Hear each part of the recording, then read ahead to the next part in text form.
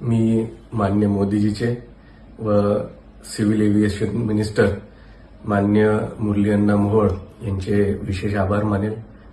अकोलेकरांसाठी जे एक विद्येचं माहेरघर म्हणून ओळखले जाते, मग आरोग्यासाठी येथील जे डॉक्टर्स आहेत, शिवाजी कॉलेजमधील जे इंजिनियर्स घडले आहेत, अशी एक अकोल्याची ओळख आहे. त्यासोबतच पंजाबराव देशमुख कृषी विद्यापीठ या माध्यमातून जे ॲग्रिकल्चर ग्रॅज्युएट्स आहेत, यांनी आपल्या आपल्या क्षेत्रामध्ये विशेष कामगिरी केली आहे.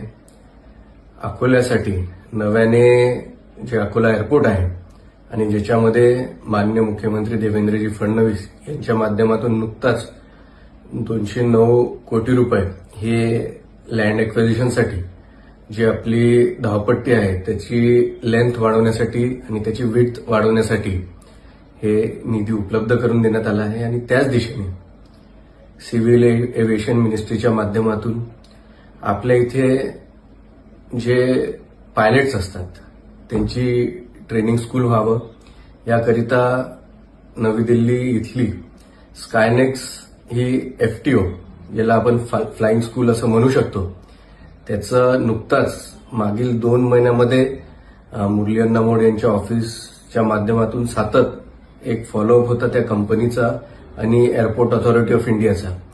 आणि आजच तो MOU त्यांनी सँक्शन केला आहे. त्याच्यामध्ये ज्या लीगल प्रोसेस असतील त्यामध्ये जो एक अग्रीमेंटच्या माध्यमातून एक जो डिपॉझिटचा एक अमाऊंट असतो, ही सगळ्या प्रोसेस त्या कंपनीने पूर्ण केल्या आहेत.